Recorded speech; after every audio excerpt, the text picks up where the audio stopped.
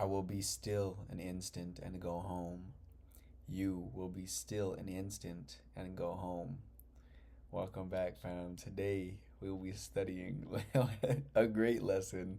We will be studying lesson 182 of A Course in Miracles. And today we are going to remember that this world that we see is not our home.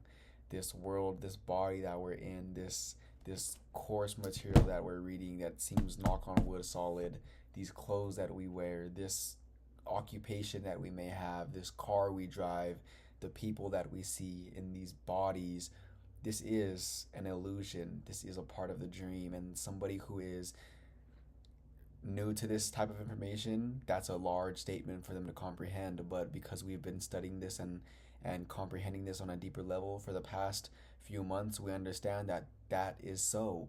This world and everything in it is temporary, therefore it never existed to begin with, because what God creates is eternal and infinite and everlasting, and things of this world are very temporary, which means that although it seems very real right now, it's going to fade back into the nothingness from which it emerged.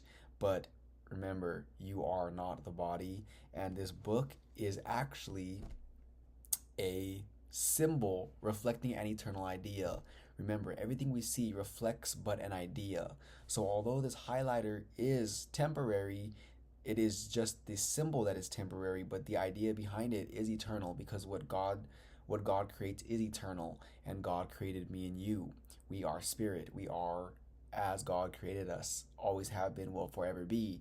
And me and you, who are as God created us, are also creators. So anything that the Son of God, which is me and you, creates, that is eternal. Now, although somebody created this highlighter and now this is the physical manifestation of it in this world, and this symbol of the idea of the highlighter is temporary and will fade away, like everything in this world, the idea of that will last forever, because what we create is just like how God creates. What we create lasts forever.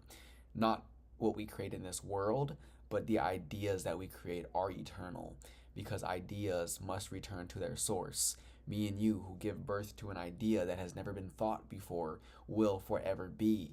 And although that idea may spring forth into this world and manifest here as a highlighter or a speaker or a mic or a phone or a business or whatever it may manifest as in this world, that is just the symbol reflecting back the eternal idea, but the symbol is not eternal and it does not really exist. This is not our home. This is something that me and you are going to understand and comprehend more as we go on, but depending on where your understanding of this so-called concept is at this moment is going to determine whether you stay here or not. Remember, this world, one more time, is not our home. A home is not walls built up around you protecting you from the wind and the outside. Home is a state of mind. Me and you are going to get home today.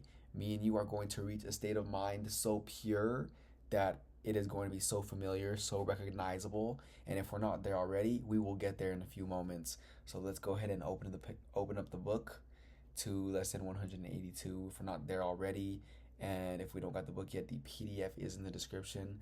Let's go ahead and begin. Lesson 182. I will be still an instant and go home.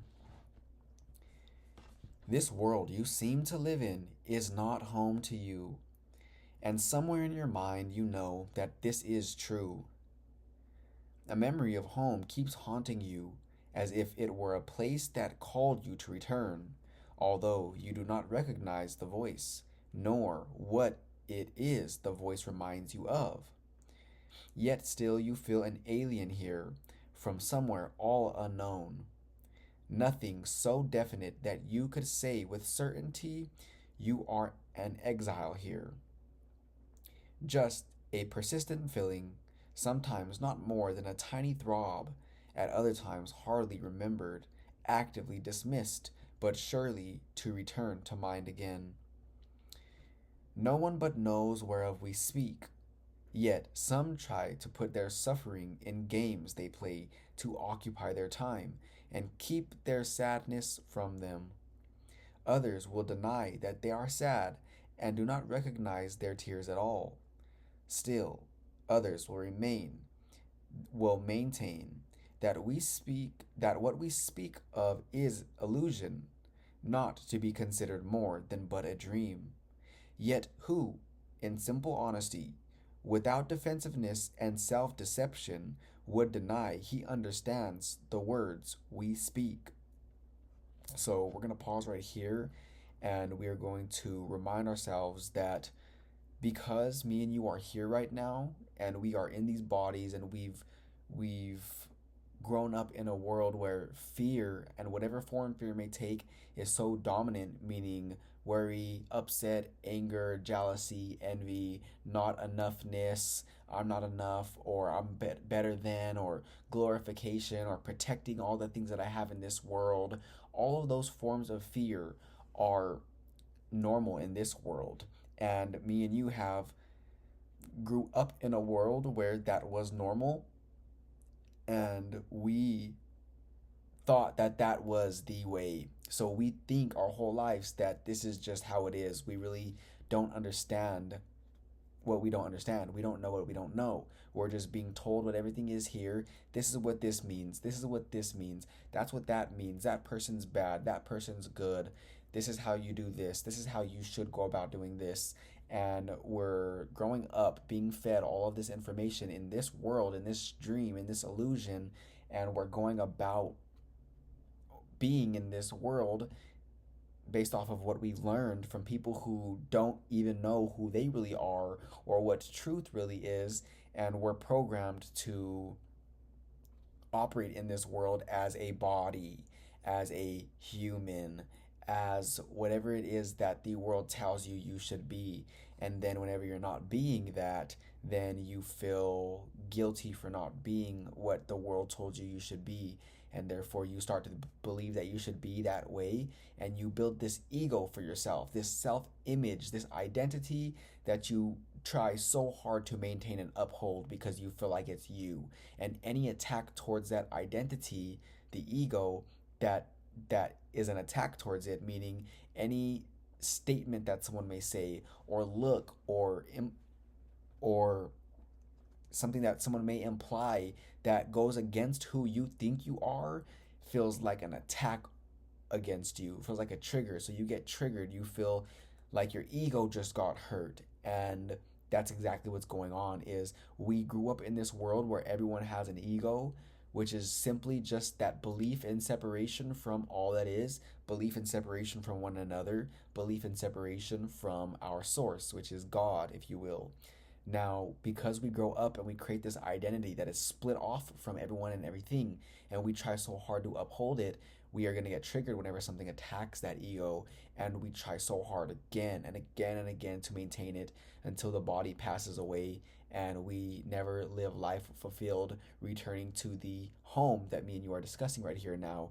There's people who never get to this state of mind. It takes them thousands of years to get to this state of mind that we're in, which makes me wonder how long has it taken us to actually be in the presence of this information, remembering right now who we really are. Now, I do want to mention that it states right here, still others will maintain that what we speak of is illusion, not to be considered more than but a dream. Now, trying to put what we're discussing right now into words in order to lead to an experience is challenging, because in this world you are told completely opposite of everything that we're learning right now, everything that we are remembering right now. This world is telling you that you are separate, you are a body, there is space, there is time, and there is all of this stuff that is not really so. And you grow up to believe that it is so, and anything to the contrary of it appears as a dream, as an illusion, as a fantasy, like this home that we speak of right now. However, me and you are at the point where we understand that this world is an illusion, and anything to the contrary of this illusion is actually what is real. It is true, meaning love and light and peace and joy are our function. That is what is real. And you know that because whenever you feel good, you are embodying who you really are. And that's why you feel so good. And whenever you deviate from that embodiment, you're going to feel negative emotion because it is indicating to you that you're perceiving in a way that who you really are is not perceiving in that way, meaning who we really are only perceives love and light because that is how everything is. That is what everything is. Love is all encompassing. Love is all encompassing and it can have no opposites. And fear is the so-called opposite of love, and that is what this world is dominated by, is fearful thinking, not enoughness, lack, doubt, worry, glorification, etc. Now, whenever we know what we know, this is great. We are at a great place to be right now because one, we are willing to learn. We are willing to unlearn, if you will, all the junk that we have learned that is stopping us from perceiving this loving state of mind 24/7. And me and you are willing to accept change. And we know this because we're here right now in each other's presence. Me and you are teachable. We are willing to learn, willing to accept change. And that is all it takes for one to remember home, one to remember who they really are. There are those who are so deeply entrenched in the ego and ego identification that they're not willing to learn something that seems to contradict who they think they are, and they're not willing to accept change because change means that they are going to have to stop being who they think they are and be something that they think that they are not. And that's a lot to ask for from someone. But whenever they understand that they are being something that they are not, and all you're being asked to is to remember who you really are and return to that state of mind, then you understand that there is nothing to lose and everything to gain. Me and you are in a perfect position right now because we are here in the presence of truth, and we are here willing to learn and willing to accept change, and we are willing to remove all of the beliefs that contradict what we are discussing now. Everything that contradicts love is an illusion because love is all that there is. We speak today for everyone who walks this world, for he is not at home. He goes uncertainly about in endless search, seeking in darkness what he cannot find, not recognizing what it is he seeks. 1,000 homes he makes, yet none contents his restless mind. He does not understand, he builds in vain. The home he seeks cannot be made by him. There is no substitute for heaven. All he ever made was hell. Perhaps you think it is your childhood home that you would find again. The childhood of your body and its place of shelter are a memory now so distorted that you merely hold a picture of a past that never happened. Yet there is a child in you who seeks his father's house and knows that he is alien here. This childhood is eternal, with an innocence that will endure forever. Where this child shall go is holy ground.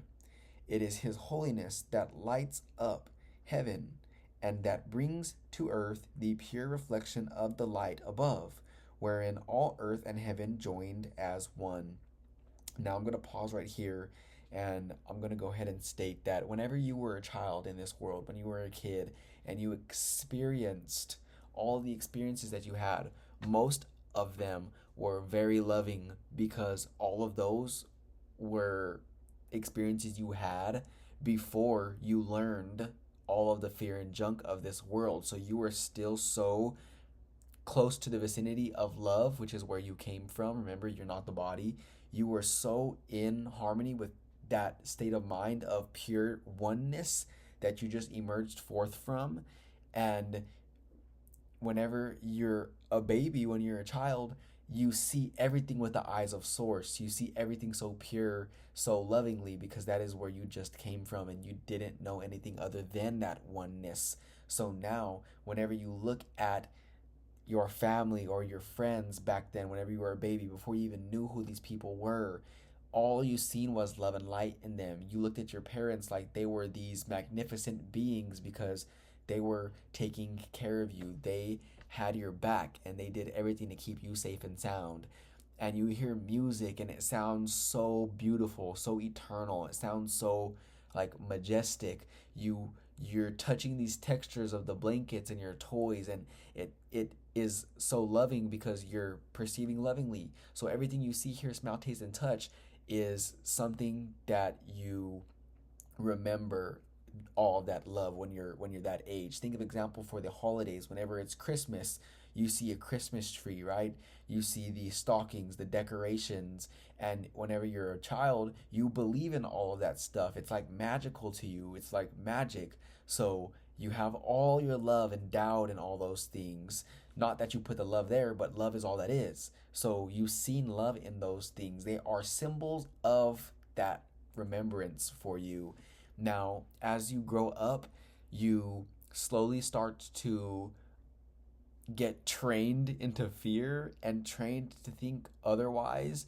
And now this world is a fearful place. And whenever you see sometimes those representations of the stockings or the Christmas tree or those images, those symbols that you had so much love and oneness endowed in, whenever you see those now, it reminds you of home. That's why the course states those memories, whenever you think of those memories from whenever you were a child, they are nostalgic and you want to go back there.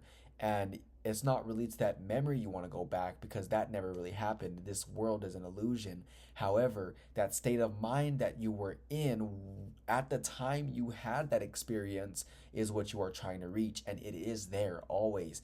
That was home, was that loving oneness state of mind that you were experiencing at that moment in time. And it just so happened to be that these conditions were happening in this world, in this illusion, while you felt that way. Now, the stocking or the tree or those symbols or those people or that sound or texture or music or food or taste or whatever it was that you think brings you love and joy is not really where you're going to find the love and joy. Those just so happen to be there at the time you remembered where you really come from, which is oneness and which is love, light, which is source, which is God. Now, same thing right now. Me and you can still experience that state of mind that was so peaceful that we experienced whenever we were young children before we learned the opposite of love. We can experience that. And if you're here with me right now, I'm sure that's what we're experiencing right now. And this is not conditional, meaning you don't have to feel this way just because we're here together in each other's presence. I don't just feel this way right now because this book is in my possession right now and I'm in front of the remembrance of this material. I don't just feel this way because that light right there is right there and it looks so nostalgic, or I'm wearing this shirt, or because of I'm this age, or because of anything in this world of illusions. I don't feel this love and oneness and connectedness that I feel right now because of any condition.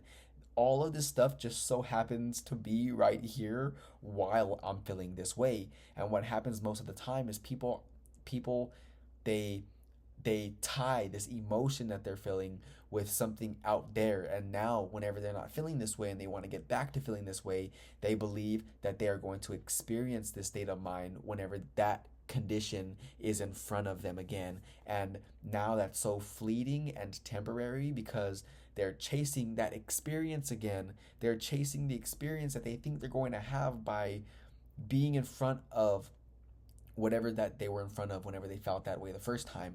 Meaning, let's just say I feel this way right now, right? And I think that I feel this way because I'm right here in this position. I'm speaking to you, and the course is right in front of me, and that light is on that color. And let's just say we go our separate ways, and I go about my day, and I'm like, dang, I want to feel that way again. That was so cool. And I don't understand that this is home, this state of mind. And I think that the only way for me to feel that way is to have all of these conditions met, because I didn't realize that this state was unconditional. So I thought that it was based upon this whole experience. Now, let's just say I come back, I sit right here, I turn that light the same color, I put this book right in front of me again, and I'm talking to you again, but something's still missing. And I'm trying to get to this state of mind again, but it's not here, even though all the same conditions are being met. Has that ever happened to you, where you've experienced this magnificent feeling, whether if it was with a person, or you purchased some material item, or got a new job or car or something of this world which was temporary and fleeting, and you want to feel that way again, and you try to do that thing again and it's just not there.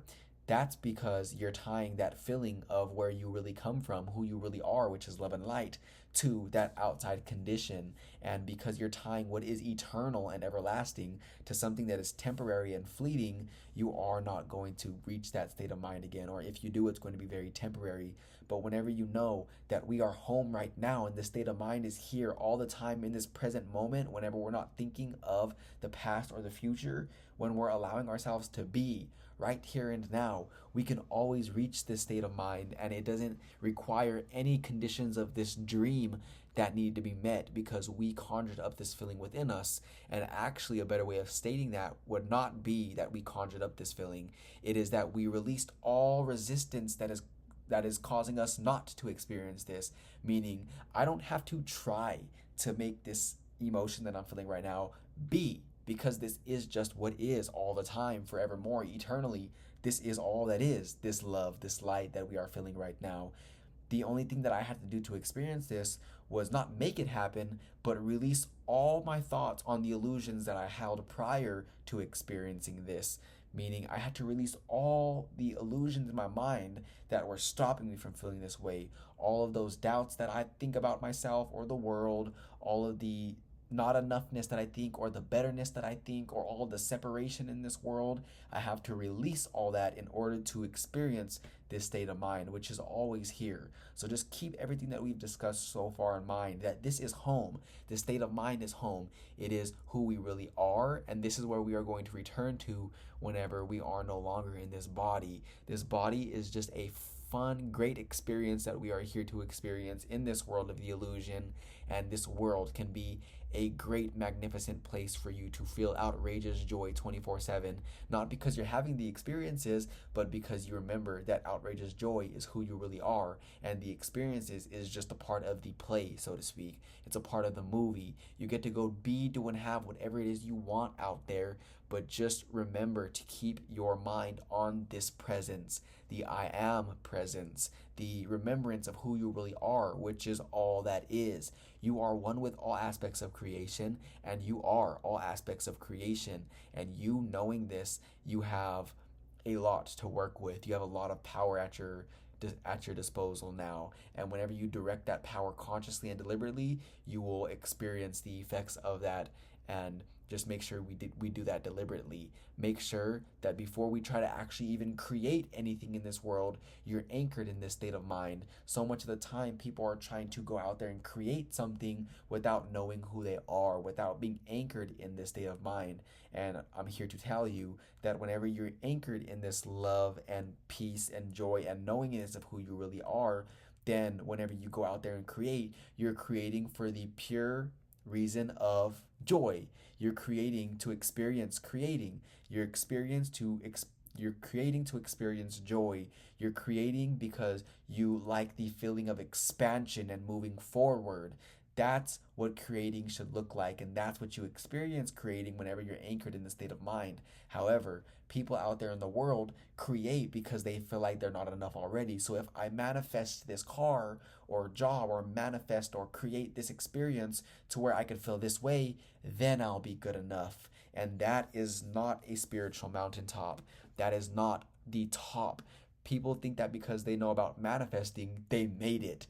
But what it feels like to make it is to be where we're at right now, because we're not even relying on a manifestation at all to feel this way. We feel this way, period, whatsoever. We feel this way regardless of the outside conditions. And now, and only now, can we be the greatest possible creator, because now we're not creating out of lack and trying to attain what we don't already have. We are creating out of the awareness that we are already all that is, and we want to create because we want to experience the outward picture of our creation here in this world, in the illusion.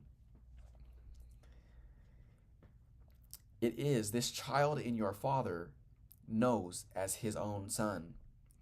It is this child who knows his father.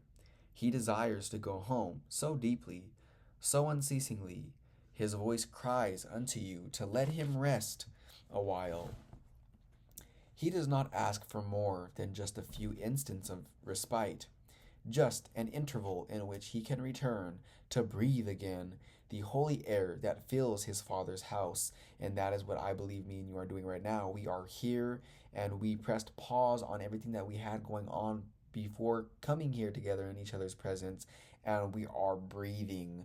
We are getting a breath of fresh air in this moment because we pressed pause on trying to make something happen, and we're here right now in the presence of all that is, in this now, in this instant, in this remembrance of who and what we really are and the power that lies within us as us. And now, whenever we press play again and we go our separate ways, we have this pure perspective to go experience the world again because we made it here. We pressed pause for a little bit, and that's what it is going to require us. It is going to require us to, at first, know when we're in the world of illusions, press pause, and slow down our thinking and return to this present moment, this now that is always here. And then when we get here, we're going to go press play. And then when we fall back asleep, we're going to come here, press play, go back, fall asleep, press play. And we're going to do that so many times until what we're doing right now is so natural that we never have to press pause or play again. We're just simply here in the now, always, forevermore.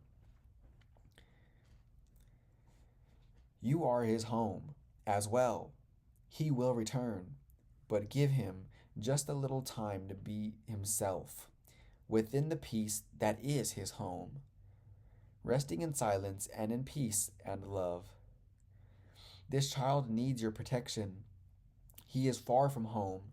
He is so little that he seems so easily shut out, his tiny voice so readily obscured, his call for help almost unheard amid the grating sounds and harsh and rasping noises of the world. Yet does he know that in still abides his sure protection. You will fail him not. He will go home, and you along with him. This child is your defenselessness, your strength. He trusts in you. He came because he knew you would not fail. He whispers of his home unceasingly to you, for he will bring you back with him, and that he himself might say, and not return again, where he does not belong, and where he lives an outcast in a world of alien thoughts. His patience has no limits.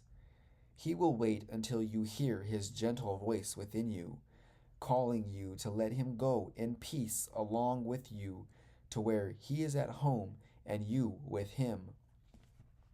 When you are still an instant, when the world recedes from you, when valueless ideas cease to have value in your restless mind, then will you hear his voice.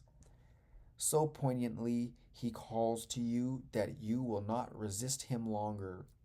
In that instant he will take you to his home, and you will stay with him in perfect stillness, silent at peace, until all words untouched by fear and doubt, sublimely certain that you are at home. Rest with him frequently today, for he was willing to become a little child that you might learn of him how strong is he who comes without defense, offering only love's messages to those who think he is their enemy. Now it states right here, how strong he is who comes without defenses, offering only love. Now that is where our power lies. Right here and now in this moment, me and you come with no defenses. We're coming with pure love. We have no guards up right now. We are what the world would call in this moment powerless, because we are being, if you will, vulnerable. We are having no guards up. We have no walls, no barriers. We are fully in this moment now experiencing total oneness and bliss and joy. Now, this, although the world believes that it is otherwise, is the most powerful place that you could be in. This is where all of your power comes from, actually. This is where your sure-footedness comes from, your clarity, your health, your certainty, your vitality, your alignment to make the best decisions possible in this moment, your strength, your power. This state of mind that we're experiencing right now is where everything that we want is. This is where our power is whenever we're not trying to make something happen, because we're understanding that it's already all happening right now. And we get to pick and choose at the buffet of this world of what we would like to experience. And we get just that because of who we and what we are. Now, stay here all the time. This is where your power is. This is where you truly abide. He holds the might of heaven in his hand and calls them friend, and gives his strength to them, that they may see he would be friend to them. He asks that they protect him, for his home is far away, and he will not return to it alone. Christ is reborn, but Christ is reborn as but a little child each time a wanderer would leave his home. For he must learn that what he would protect is but this child, who comes defenseless and who is protected by defenselessness. Go home with him from time to time today. You are as much an alien here as he is.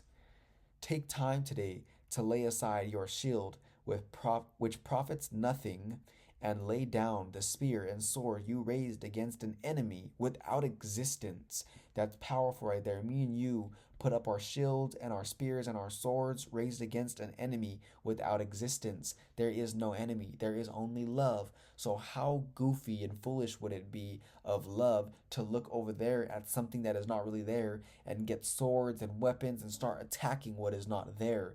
That's virtually what me and you are doing whenever we are attacking someone for believing that we're being attacked. Meaning, I think I'm this body with these accolades and this success and this self image, and this is who I think I am. And somebody appears to be contradicting what I think I am, saying that I'm not enough, or I could have done this better, or etc., etc. And now I, love, who forgot that I was loved, therefore I'm identifying with the ego, now start attacking that thing that is not really there.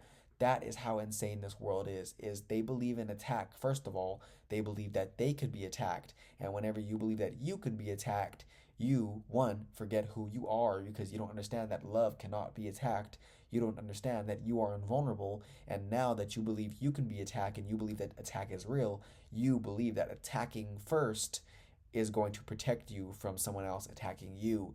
And therefore you attack and you're really doing nothing, because in this world of illusion, although yes, you can attack in this world that appears like, that is not really going to net you nothing. Nothing's really going on whenever dust fights dust. Whenever a body fights a body in this world that appears like something's going on, but in truth and reality, you're looking at dust attacking dust, two forms of nothingness attacking each other. It is simply not happening or occurring at all. It is a dream. It is not really here. That is why whenever we anchor in this state of mind, it is easier and easier and easier for us to see that this is all that's going on here all the time. Before before me and you did these lessons and dived as deep as we have been, this information was still very new, which means that I couldn't really comprehend what was being presented to me. Although I understood that this was so and I trusted it, I wasn't able to fully embody that experience yet, or that beingness. But now that we have done so much work together here and we have talked on this so much, and we have lulled ourselves and hypnotized ourselves, if you will, into speaking truth and only truth, it has become so easy for me to experience and embody who I really am, because I wasn't doing anything that prevented me from experiencing this. It is only whenever we are doing something that is unnatural to who we really are that prevents us from experiencing who we really are. It is only whenever we believe that we are this body and these accolades and this success and this person and this self-image that we are trying to uphold and maintain for the world to see, that we are not able to experience who we really are. But whenever we're here right now and we be this 24/7 all the time, all day, every day, then this is who we can be. We can choose to be who we really are. And it's only whenever we choose to experience this all the time that we will experience this all the time. All it is a choice. Success is a decision away. And in our case, success is being who we really are. Success is being who we really are, which is identifying with our source, because me and you and God are one. We are one with our source. We are one with our creator, always have been and will forever be. And the belief to the contrary of that is all it is a belief, but it's not really happening. You can never really, in truth, be separate from your creator. And when you know that, you can fully embody your creator now, here and now, and you can experience the effects of that knowingness, and you will receive nothing but love, peace, joy, abundance of everything that you desire, and so much more that words cannot convey. Christ has called you friend and brother. He has even come to ask your help in letting him go home today, completed and completely. He has come, as does a little child who must beseech his father for protection and for love. He rules the universe, and yet he asks unceasingly that you return with him and take illusions as your gods no more. You have not lost your innocence. It is for this you yearn. This is your heart's desire. This is the voice you hear, and this the call which cannot be denied. The Holy Child remains with you. His home is yours.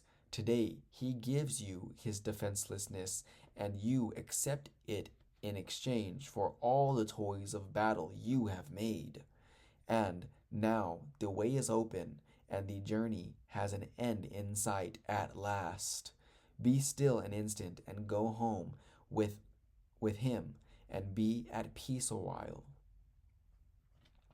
And that is the end of lesson 182. This was a very powerful lesson, like all of them. This was a lesson that I believe it would be beneficial to go back and read over a little bit slower on your own time, and really allow this to dwell on your mind all throughout the day, and I will do the same. We are going to press pause right here, and we will meet here again tomorrow for lesson 183 of A Course in Miracles. And until then, I will see you there.